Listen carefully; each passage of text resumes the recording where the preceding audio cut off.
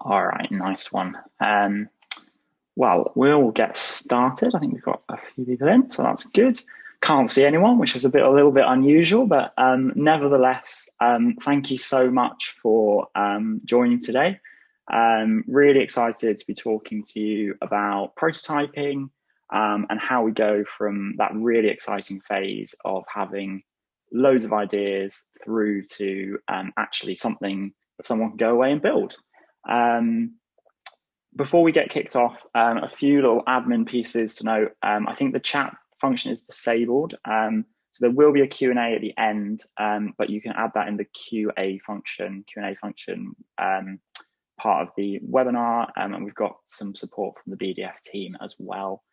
So thank you to them.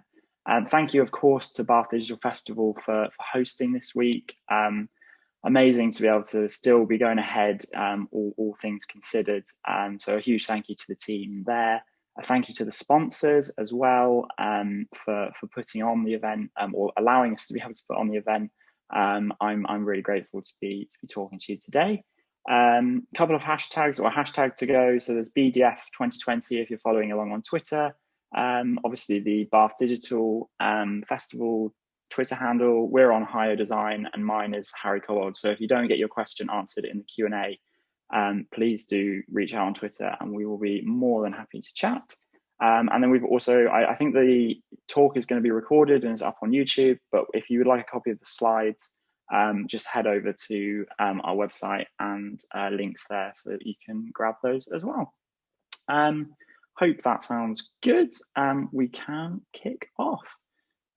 If the slides are working. Cool. So like I said, my name is Harry, and to give you a very brief overview of who I am and why I'm talking to you today, I run Hio, which is a digital agency based in Bristol.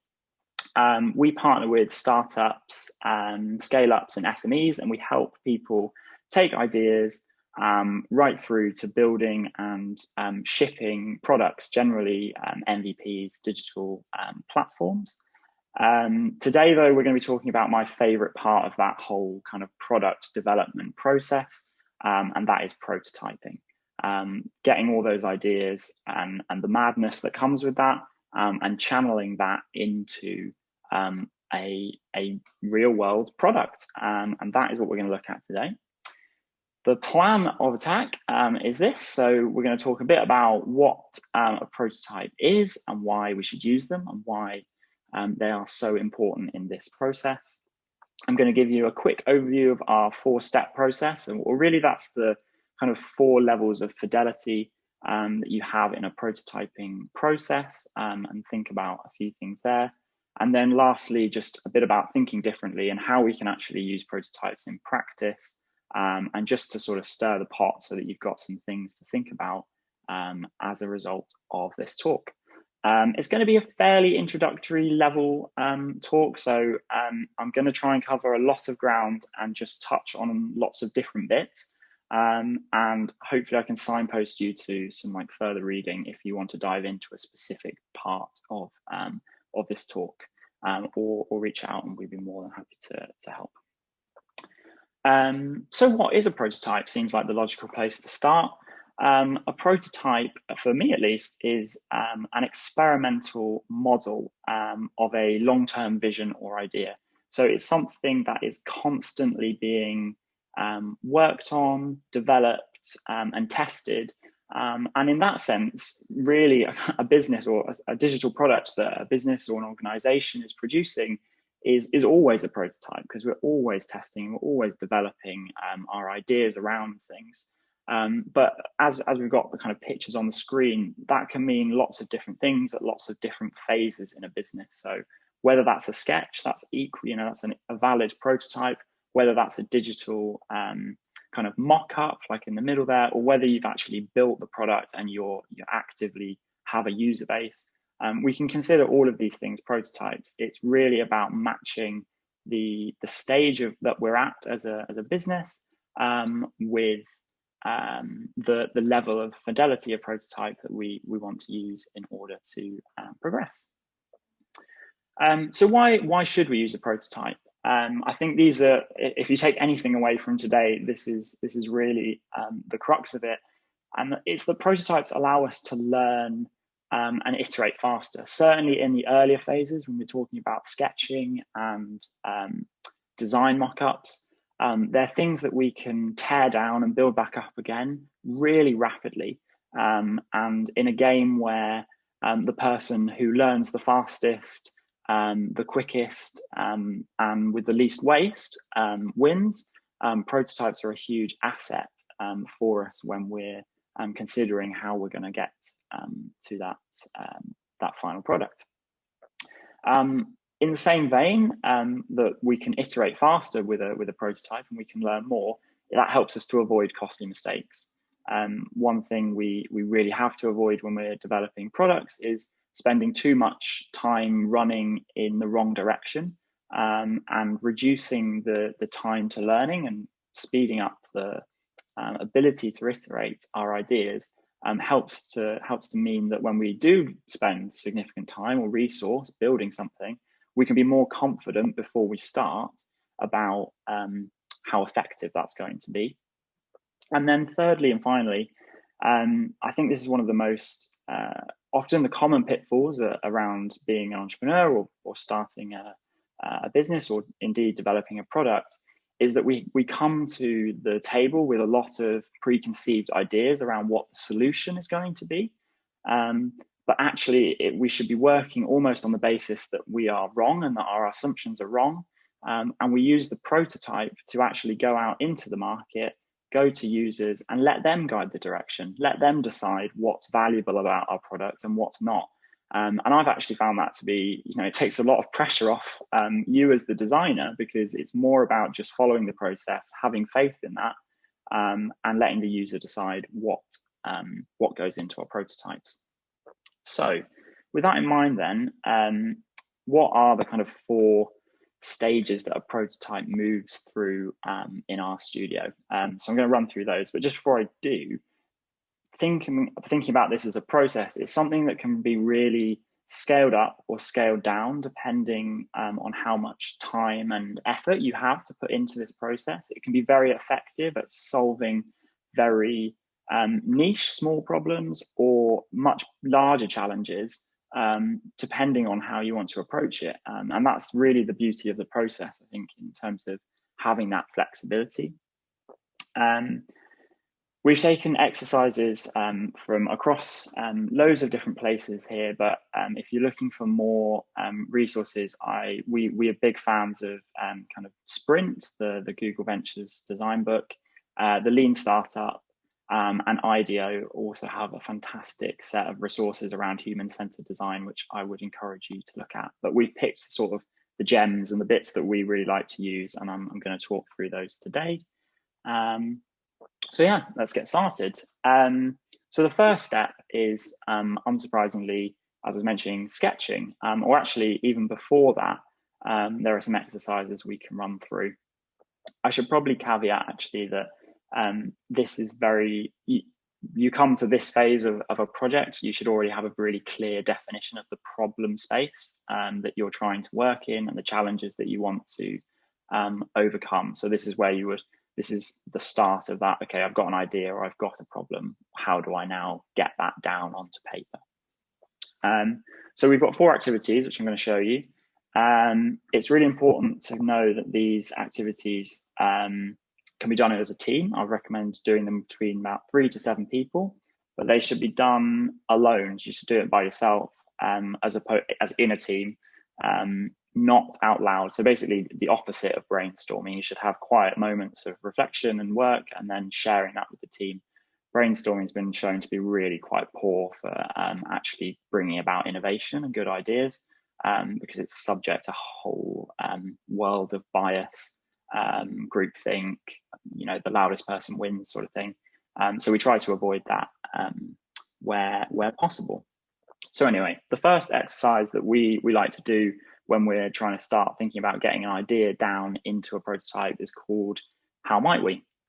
It's a really simple.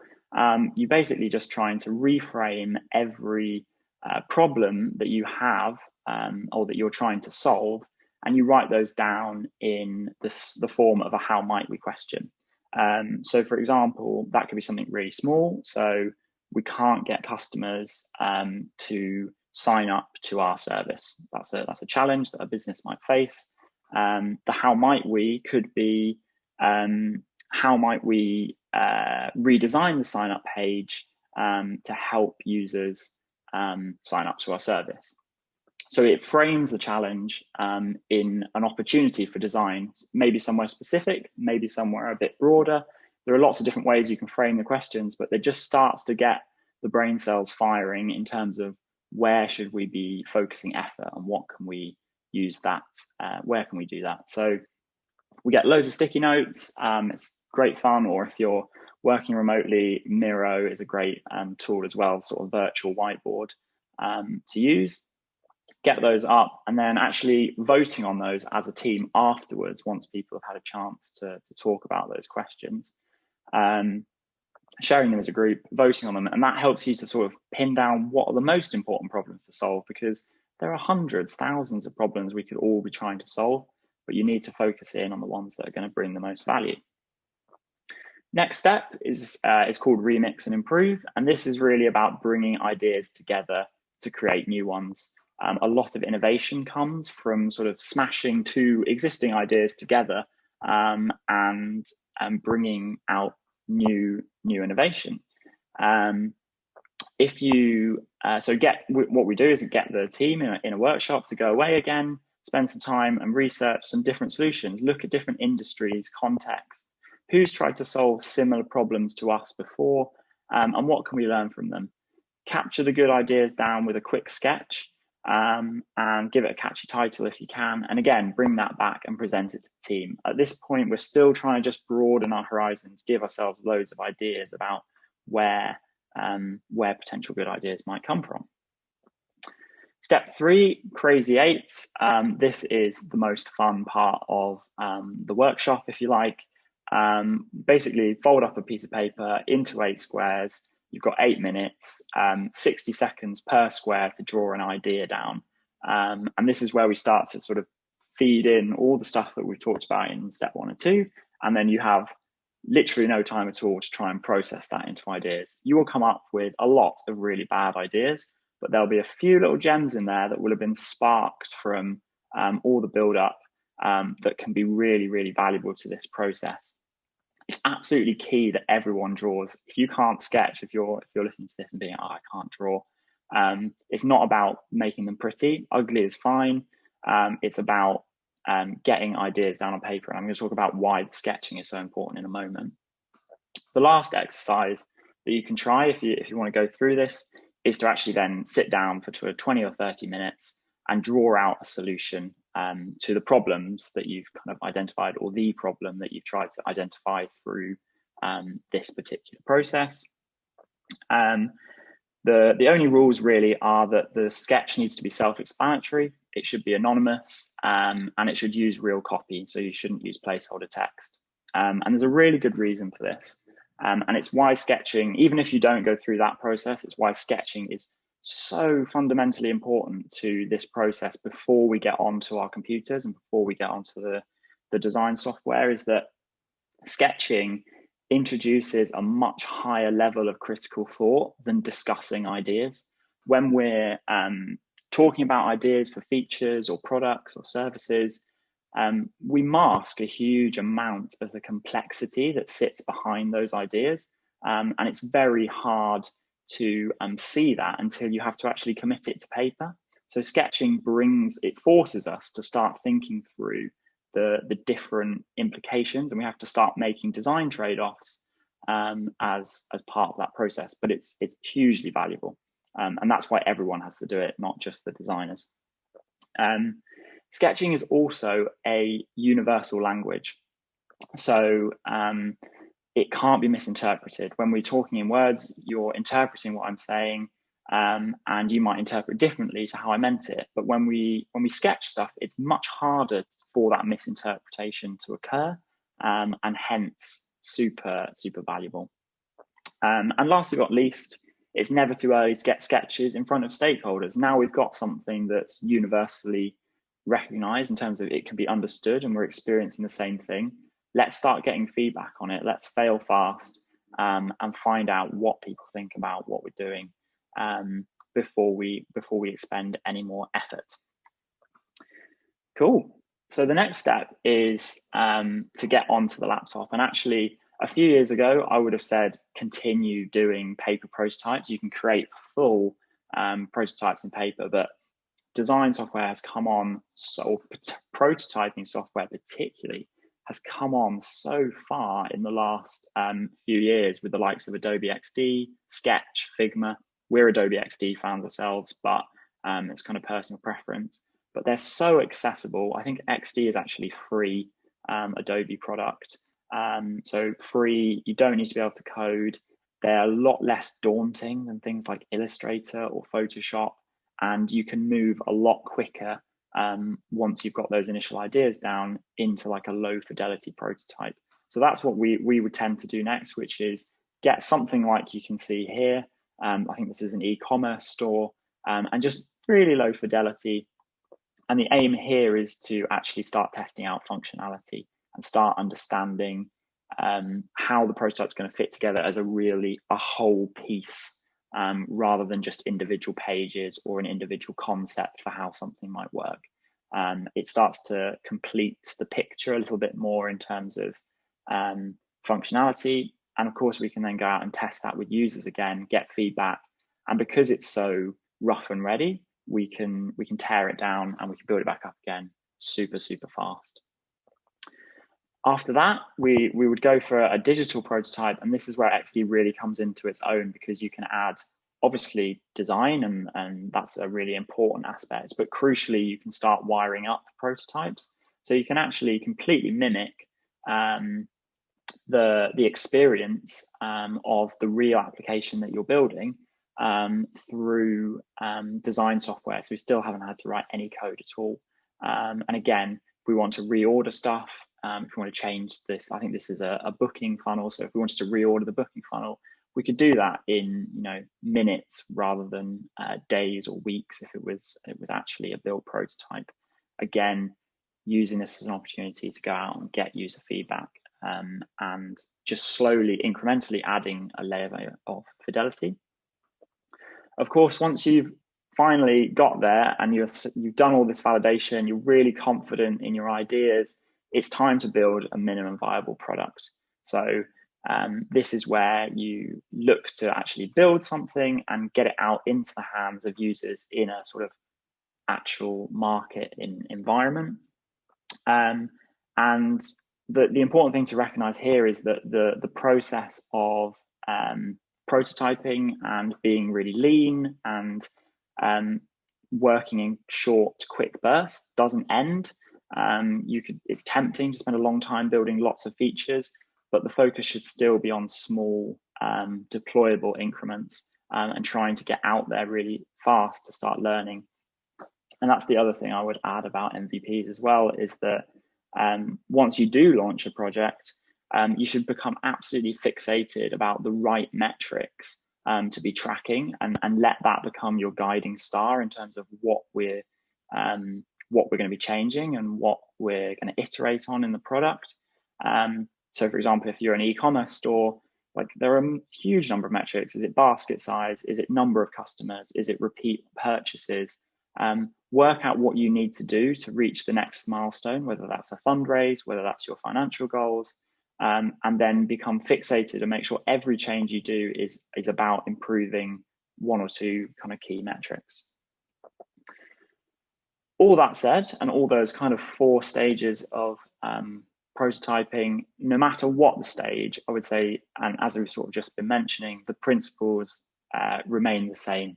So you should be very clear about who you're going to design the prototype for. There is no point creating a product that is sort of good or pretty good for lots of people, because then it's not really perfect for anyone. Have a really clear picture of who you're designing the product for, and allow that to be the guiding force behind decision making as well. And then secondly, make sure your product does one thing really well.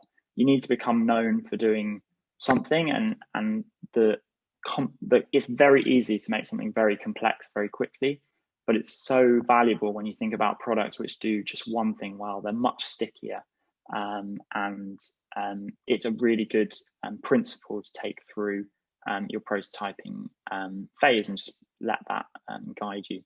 Like I say, you've got kind of build, measure, learn, and then that is the kind of iterative process which you should go through, whether building is a sketch or whether that's actually coding a product. Use that to then measure and learn something and feed it back into the process. Cool. So like I said, I'll leave you with some thoughts about how you can actually then go and use these to test your ideas and your prototypes in different ways. This is some kind of stuff from the Lean Startup, which I think is really valuable. The first one is this idea of the Wizard of Oz MVP. So if you think about the guy pulling the levers, basically what you see on the face of it is not what's actually going on behind the workings. So if we're creating designed mock-ups, what other things can we do to make those feel more real for the customer when we're testing them, to learn more at this stage? So if you think about if you were asked, for example, to prototype Siri or a voice software, you wouldn't start by thinking about the AI tech and starting to build those algorithms. Actually, we can just do that by creating a really crummy prototype in XD, and then maybe someone sits in another room and just manually types responses back to someone. We can start to, and we'll learn way more about how a user is going to interact with a service. What kind of questions are they going to ask? How are they going to interact with it? Which will inform how we should then build the tech. So it's very much a user-led, but there are so many creative ways to do that, and I would encourage you to think of lots of different potential ones. The landing page MVP, this is a classic. Putting a landing page up to see whether there's interest in your product or proposition before you've done it. A word of warning on this one though, I'm not a huge fan of it, in the sense that it's very hard to isolate the specific variables in the landing page which you're testing. And you've also got to think about how much traffic or how many views you're going to need to get on that landing page to make some kind of statistically significant judgment on it. So be very clear if you go for, well, any of these, be clear about what you need to learn and whether you can isolate that to a specific learning. The last one is the kind of piecemeal MVP. I really like this one. You're seeing a lot more of this these days as well. And this is the idea that we can build things using existing tools and solutions to, mimic what our potential solution might look like in the future. There are great low code and no code options like Airtable, which offer fantastic opportunities. Again, sort of with the Wizard of Oz style MVP, but it allows for us to mimic services and learn from customers before we then go out into actually building something that we can scale. And that's another great one. Cool. So yeah, thank you. Thanks so much for listening. Just to sort of wrap up then, what we've chatted about, prototypes allow us to learn faster, and hopefully you can see why that's so valuable. Design is more powerful than words, so sketch as early as possible in the process. It's so valuable. Match prototype fidelity to the stage of your idea. So if you're really young company or it's a fresh idea, just start sketching stuff. Don't feel like you need to dive into full mock-ups. But equally, if you're a fully fledged business, there's no harm in going back to sketching to just look at new ideas and different ways of doing things. Do one thing well for your user, and then get creative with the way that you test your prototypes, and think about different ways to potentially mimic your service to learn before you invest in building anything. And then for further reading, the Sprint book is great, the Lean Startup, and the Design Kit from IDEO, I think I've already mentioned, but definitely go and take a look at those if you can. I think I maybe a little bit over time, but hopefully that was valuable.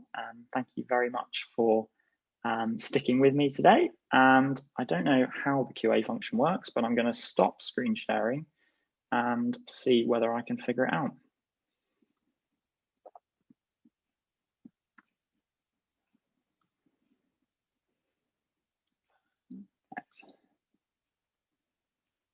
Does anyone have any questions? Okay, I've managed to find the Q&A. Oh, we've got a couple of people saying thank you. No, thank you for coming.